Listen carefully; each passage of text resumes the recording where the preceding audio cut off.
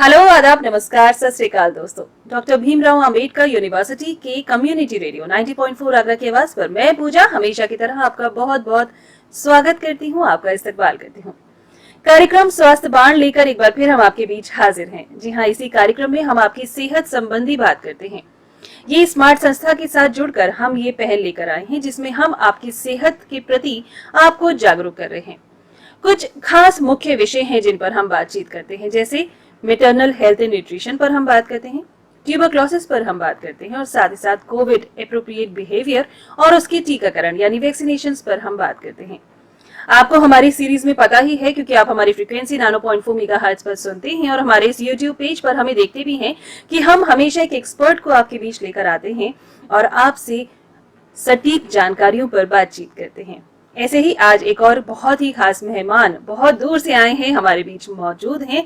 देर नहीं करती, जल्द से जल्द आपको उनसे रूबरू कराती हूँ। हम अपने स्टूडियो में बहुत बहुत स्वागत करना चाहते हैं डॉक्टर अभिज्ञान उपाध्याय जी का। सर, आपका बहुत बहुत स्वागत है। Thank you. डॉक्टर साहब हैं पीएचडी इन बायोमेडिकल साइंसेज, साथ ही साथ ऑनररी डॉक्टर हैं डॉक्टर साहब in management of clinical trials of Covishield vaccine. सही कहा सर मैंने? That's Covishield. That's Covishield, okay. तो डॉक्टर अभिज्ञान उपाध्याय जी, सबसे पहले हम जानना चाहेंगे कुछ आप अपने बारे में हमारे देखने और सुनने वालों को बताएं। तो आई थिंक मैंने अपनी जर्नी जो स्टार्ट की है is in 2000 early 2000 as a scientist with G medical systems. उसके बाद मैं ड्यूपॉन्ट में काम किया।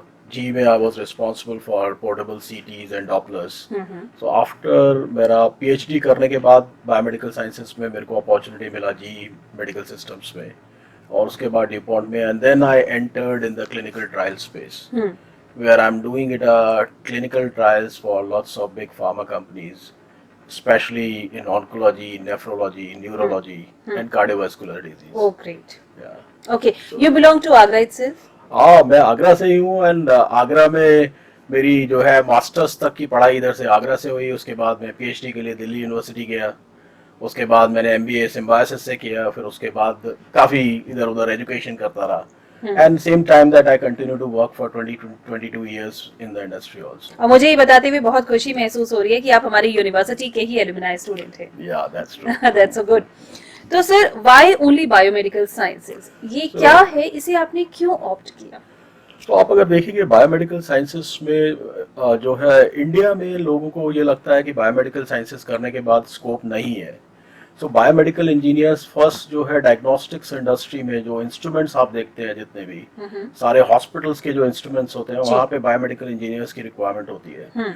बायोमेडिकल साइंसेस जो लोग आज की डेट में पढ़ रहे हैं वो डिस्कवरी जितनी भी हो रही है आज फार्मा स्पेस में, ओके, न्यू इनोवेशन, तो जितनी भी एनसीज हैं, न्यू केमिकल एंटिटीज हैं, उसमें बायोमेडिकल साइंसेस के जो रिसर्चर्स हैं they are playing it a very like deep role in the system. Okay, they are doing it a lot of research work related to the NCs, new chemical entities.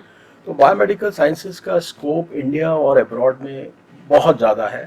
India में like up too early 2000 इसके बारे में लोगों को नहीं पता था, but आज की डेट में I think that biomedical sciences के जो रिसर्चर्स हैं they are doing wonders around the world. तो क्या बायोमेडिकल साइंस पढ़ना बहुत कठिन है? कठिन तो नहीं है, बट आई थिंक उसके लिए बहुत फोकस्ड अप्रोच चाहिए और most of the time pharmacies B pharm और एम फार्म करने के बाद लोग पीएचडी फार्मास्यूटिक्स में करते हैं। हाँ. तो they can also think of biomedical sciences, but they have to take it a very focused approach to get it into in this space. एक बहुत ही डिफरेंट सा मैं सवाल कर रही हूँ, क्या ये फिजिक्स केमिस्ट्री मैथ्स का कॉम्बिनेशन है? हाँ, इस physics and chemistry maths as well as even the stats का कॉम्बिनेशन। ओके, स्टैट्स भी ग्रेट। तो ये तो हमारे जो छात्र सुन रहे हैं और देख रहे हैं उनके लिए बहुत important information. Even the medical sciences also involved in this. अच्छा, ग्रेट। तो यही सवाल मैं आपसे करना चाहूंगी कि बायोमेडिकल साइंस क्या साइंस से बेहतर है? ये साइंस से बेटर है बिकॉज ये कॉम्बिनेशन है, मिक्सचर है, और आप 12वीं क्लास तक जो आप पढ़ते हो जी, जो आप फिजिक्स केमिस्ट्री मैथ्स पढ़ते हो, जो आप इवन सुपर स्पेशलाइजेशन करने के वक्त आप उन चीजों को छोड़ देते हो, उसका एप्लीकेशन आप बायोमेडिकल साइंसेस में देख सकते हो और लेटर स्टेज तक देख सकते हो। तो क्या बायोमेडिकल जो साइंस है ये किस किस क्षेत्र में काम करती है, थोड़ा सा डिटेल में बताइएगा। तो जैसे मैंने बताया दैट क्लिनिकल रिसर्च में काफ़ी लाइक बायोस्टैटिशियंस का भी काम है, फिजिशियंस का भी काम है, और इवन फार्मासिस्ट का भी काम है, और बायोलॉजिस्ट का और माइक्रोबायोलॉजिस्ट और मॉलिकुलर बायोलॉजिस्ट का भी काम है. सो इट इज़ लाइक कह सकते हैं कि आप जो है कोई भी अगर फील्ड देखोगे तो मोस्ट ऑफ द फील्ड्स में आपको पता चलेगा कि दैट ओके बायोमेडिकल साइंटिस्ट और biomedical engineers are working in that. अच्छा, इंजीनियर्स भी हैं. Okay okay. तो ये तो आज बहुत ही बेहतरीन बात हुई. हमने आज बायोमेडिकल साइंसेस के बारे में भी बात की अपने इस कार्यक्रम स्वास्थ्य बाण में, क्योंकि हम इसमें हेल्थ से रिलेटेड ही बात करते हैं. अब हम सर आपसे कुछ डिफरेंट जानना चाहेंगे कि अगर हम बात करें क्लिनिकल ट्रायल्स की और ड्रग्स की, तो बायोमेडिकल साइंस कितना सपोर्ट करती है उसमें?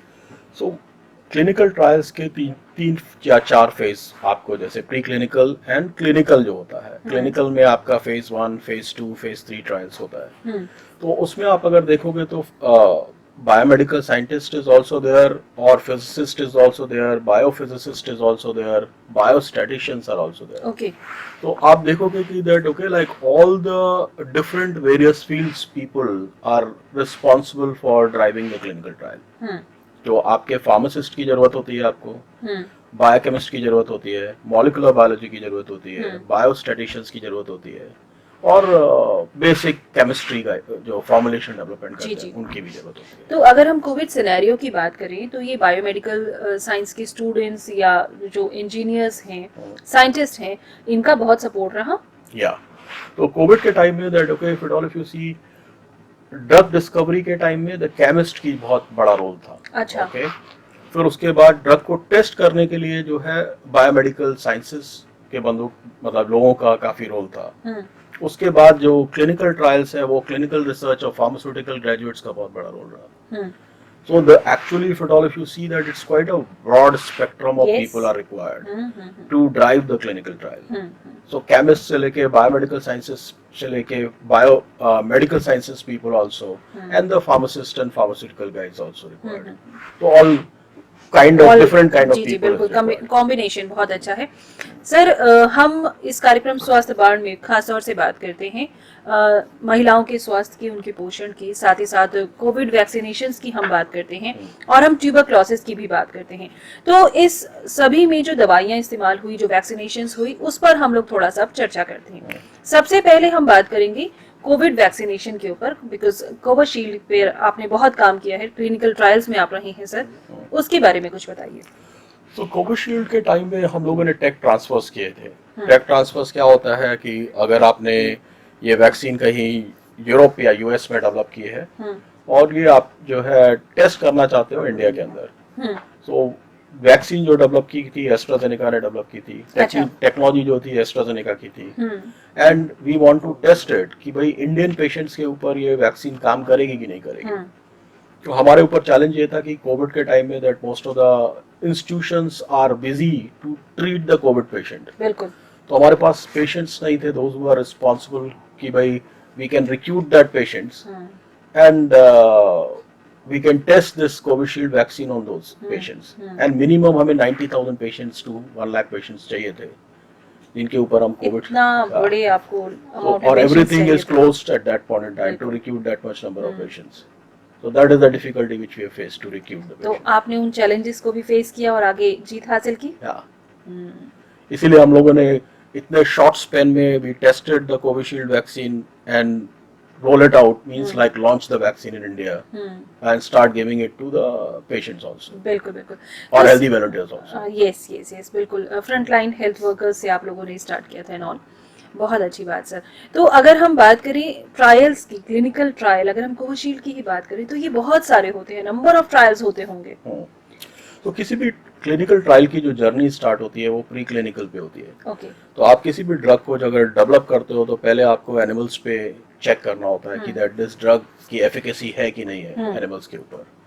And there after that we do it select a very small number of healthy volunteers that जिसको हम फेज 1 ट्रायल बोलते हैं. अगर उस पे भी अगर वो ड्रग काम करती है फेज 1 ट्रायल में तो हम फेज 2 ट्रायल के अंदर जाते हैं जिसमें थोड़ा लार्ज नंबर ऑफ पॉपुलेशन हम लोग रिक्रूट करते हैं. और फेज 3 ट्रायल में हम बहुत large number of population recruit करते हैं. जहां जहां हमें ड्रग लॉन्च करनी होती है उस पॉपुलेशन को हम रिक्रूट करते हैं। और ये कोविड वैक्सीन ही हैं जिसने हमारे देश को बचा कर रखा है कोरोना जैसी महामारी से।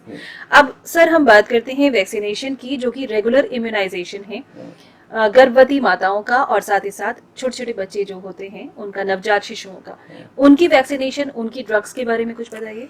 तो आप अगर देखेंगे इंडिया में हम लोग काफी साल से ये बात कर रहे हैं कि चाइल्ड वैक्सीनेशन की, बट एडल्ट वैक्सीनेशन का कोई बात नहीं करता। जैसे अगर सपोज देखा जाए तो ओल्ड आदमी को न्यूमोकोकल वैक्सीन देनी चाहिए। ओके काफी सारा निमोनिया के केसेस आप देखोगे ओल्ड पॉपुलेशन में, और वो भी कोविड का एक पॉइंट रहा है, निमोनिया। यस, तो न्यूमोकोकल वैक्सीन, तो अभी हम लोगों का ऑल्सो कंसेप्ट आ रहा है कि फ्लू वैक्सीन देना चाहिए एंड टाइमिंगली फ्लू शॉट्स देने चाहिए ओल्ड पॉपुलेशन को, सो दैट उनको अगर कोई इन्फेक्शन होने वाला है, कोई अटैक एंटीजन एंटीबॉडीज का अटैक है होने वाला है एंटीजन्स का, तो we can protect this guys. और that now concept is coming in India to give it a vaccination to the old people also. इस पर रिसर्च वर्क चल रहा है। जी जी, नहीं रिसर्च नहीं चल रहा, ऑलरेडी वैक्सीन्स हैं। बट हम लोग यूरोप में अगर आप जाओगे तो वहाँ पे वो ओल्ड आदमी को हर साल वैक्सीनेशन शेड्यूल है जैसे बच्चे का रहता है, बट इधर इंडिया में नहीं है। तो अभी government is very active and giving it a schedule for the old people that pneumococcal vaccine हमको ईयरली देना चाहिए, फ्लू वैक्सीन हमें देना चाहिए। अगर हम ट्यूबरक्लोसिस की बात करें तो अब ये जो बीमारी है ये लाइलाज नहीं रही है, और सरकार भी इस पर बहुत बेहतर तरीके से काम कर रही है। एक्टिव केस फाइंडिंग प्रोग्राम चलाया गया, उसके बाद अब 2025 साल तक माननीय मुख्यमंत्री जी, माननीय प्रधानमंत्री जी टीबी उन्मुक्त भारत लेकर आएंगे। हमें एक्सपर्ट से बात करके ये भी पता चला कि ट्यूबरक्लोसिस की वैक्सीनेशन पर भी काम हो रहा है। Is it true? It's true. हाँ, तो कुछ उसके बारे में अगर आप बता सकें। ट्यूबरक्लोसिस का हमारे साथ प्रॉब्लम ये है कि नॉर्थ में जो है स्ट्रेन डिफरेंट है और साउथ में स्ट्रेन डिफरेंट है। तो हम एक साथ एक वैक्सीन डेवलप करते हैं, और या फिर हम दोनों स्ट्रेन का एक ही वैक्सीन डेवलप करते हैं। अच्छा। तो हमारे साथ चैलेंज जो आ रहा है इंडिया में, हम लोग वैक्सीन डेवलप करना चाह रहे हैं, but we want to develop it a vaccine which could be a combi vaccine which work well for दोनों तरह की पॉपुलेशन, साउथ वाली पॉपुलेशन को भी और नॉर्थ वाली पॉपुलेशन को, क्योंकि स्ट्रेन्स दोनों डिफरेंट है। ओके, तो काम चल रहा है, बट आई थिंक दैट अभी ऑलमोस्ट लाइक ट्रायल स्टेज पे नहीं है, बहुत इनिशियल कंसेप्चुअलाइजेशन स्टेज पे है, और मेरे को अभी टाइमलाइंस नहीं पता कि कितना टाइम लग सकता है, बट हाँ बहुत एडवांस स्टेज पे 2-3 साल में आप देख सकते हैं भारत ये काम कर रहा है। बहुत अच्छा। तो सर अगर हम बात करें अब चलते चलते, क्योंकि कार्यक्रम को हम अब समापन की ओर ले जाएंगे, तो बायोमेडिकल साइंसेस ये ड्रग से ही, ये वैक्सीनेशन से ही रिलेट करता है।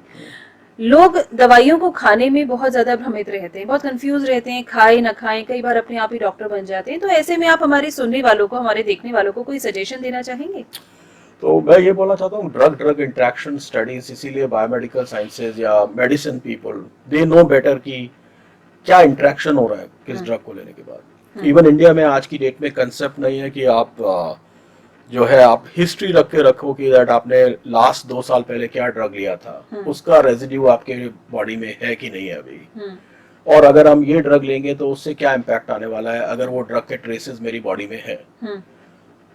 तो आदमी को अपने आप कभी डिसाइड नहीं करना चाहिए कि that without the consultation, without the specialist, we not need to take any drug unless and until the doctor is not prescribing it. बिल्कुल। और अगर प्रिस्क्राइब भी कर रहा है तो आप कुछ पुराना हिस्ट्री लिख के रखिए कि मैंने ये ड्रग्स लिए थे आज से 3 साल पहले, और डॉक्टर को बता देना चाहिए, so that he is aware of that, क्योंकि हमारे यहाँ मेडिकल रिकॉर्ड का कोई सिस्टम नहीं है अभी। कोई सिस्टम नहीं है, सही बात है। लेकिन उम्मीद करते हैं कि आपकी बात लोगों को समझ आएगी और जल्द ही कुछ बेहतर सोचेंगे, और वो कोई भी दवाई लेने से पहले ये सोचेंगे कि क्या, अभी तक लोग एक्सपायरी भी नहीं पढ़ा करते थे दवाई पर, अब वो पढ़ना भी शुरू करेंगे, और साथ ही साथ ये भी सोचेंगे कि हेल्थ एक्सपर्ट से डिस्कस करके ही, चाहे छोटे से छोटी खांसी जुकाम बुखार की भी दवाई है तो डॉक्टर से बात करके ही, उनकी सलाह लेकर ही वो दवाई का इस्तेमाल करेंगे। डॉक्टर साहब, रेगुलर इम्यूनाइजेशन और कोविड वैक्सीनेशन, हम चाहेंगे इस पर आप कोई हमारे सुनने वालों को और देखने वालों को संदेश दें। So COVID vaccination, I can say that most of the people अभी भी जो है they are not after taking it a 1 dose, और अभी even dose भी नहीं लिया, first dose भी नहीं लिया है, उनसे मेरा रिक्वेस्ट है they have to take it at least both the dose and precaution dose also, at least 2 dose they have to take it quickly, and precaution dose that okay like if it all उनका time period हो चुका है तो वो precaution dose भी ले सकते हैं। डॉक्टर साहब बहुत सारे क्वेश्चंस हमारे रेडियो पर भी आते हैं, क्या प्रिकॉशन डोज की भी 2 डोजेस हैं या 1 डोज है? अभी जो डिसीजन हुआ है, क्योंकि हम लोगों को अभी आज की डेट में पता नहीं है कि हम लोगों का एंटीजन के अगेंस्ट में एंटीबॉडी फॉर्मेशन कब खत्म हो रहा है। ओके, अब जब हमें ये पता चलेगा कि 6 मंथ्स के बाद अभी एंटीबॉडी फॉर्मेशन नहीं हो रहा है हमारी बॉडी में, ओके, तो हमें दूसरा डोज भी लेना पड़ेगा। बट आज की सिचुएशन में हमें पता है 6 to 9 मंथ्स के बीच में अफेक्ट खत्म हो रहा है। ओके, तो आपको बूस्टर डोज लेनी लेना है। ध्यान रखिएगा इस बात का कि आपको प्रिकॉशन डोज, जिसे हम बूस्टर डोज भी कहते हैं कोविड की, वो आपको जरूर लेनी है। रेगुलर इम्यूनाइजेशन बहुत जरूरी है, महिलाओं का और बच्चों का भी, तो इस पर भी कोई संदेश अगर आप हमें दें। So regular, as I said that कि रेगुलर इम्यूनाइजेशन के अभी हम लोग चाइल्ड का बात करते हैं, वी आर वेरी केयरफुल कि भाई चाइल्ड को जो है इक्वल इंटरवल में वैक्सीनेशन होना चाहिए। बट फॉर एडल्ट वुमेन और even for malnutrition, that okay, even that couple of like cases of iodine deficiency also I've seen it in India. But उसके लिए कोई भी आज तक अभी भी बात नहीं कर रहा है इंडिया में जी। और वैक्सीनेशन का तो बात ही नहीं हो रहा फॉर एडल्ट वैक्सीनेशन का। But I think that in next 1 or 2 years or 3 years time I expect कि something will happen in this. जी जी, hopefully, hope for the best. तो आज आपने हमारे इस कार्यक्रम स्वास्थ्य बाण में सुना है डॉक्टर अभिज्ञान उपाध्याय जी को। सर, आज आपने बहुत अच्छी जानकारियां हमें दी, बहुत कीमती समय आप अपना निकाल कर हमारे स्टूडियो में आए हैं। सर, चलते चलते आपको कैसा लगा यहाँ हमारे रेडियो स्टेशन में आके, ये जरूर बताइए, एक्सपीरियंस शेयर कीजिए। मेरा एक्सपीरियंस बहुत अच्छा रहा and I think that okay like I was not expecting after like 28 years I visited to this campus university. Okay, and I realized that everything is changed completely and I like it so much. और radio पर experience sir, कभी पहले radio पर आपने interview दिया है? I give it a lot of small bites in the TV, but news channels. में। Okay okay, तो ये कैसा रहा सर आपका एक्सपीरियंस? बहुत अच्छा रहा। बहुत अच्छा रहा, thank you so much. Specially Hindi में बात करना कुछ डिफरेंट रहा सर के लिए। तो श्रोताओं और दर्शकों, आज आपने हमारे इस कार्यक्रम स्वास्थ्य बाण में बहुत बेहतरीन जानकारी ली है, क्योंकि आज हमने इस कार्यक्रम में तीनों ही विषयों पर बात करी है। यानी कि हमने ट्यूबरक्लोसिस पर बात करी है, हमने मैटरनल हेल्थ और न्यूट्रिशन पर बात करी है, और साथ ही साथ हमने ट्यूबरक्लोसिस के साथ कोविड वैक्सीनेशन, जो कि बहुत ज्यादा इंपॉर्टेंट है, उस पर भी बात करी है। आज हमने बायोमेडिकल साइंस को इनसे जोड़कर बहुत सारी सटीक जानकारियां डॉक्टर साहब से ली हैं। Sir, thank you so much for being with us. Thank you for inviting me. तो इस कार्यक्रम स्वास्थ्य बाण के साथ पूजा को दीजिए इजाजत। होगी आपसे फिर से मुलाकात, तब तक नमस्कार।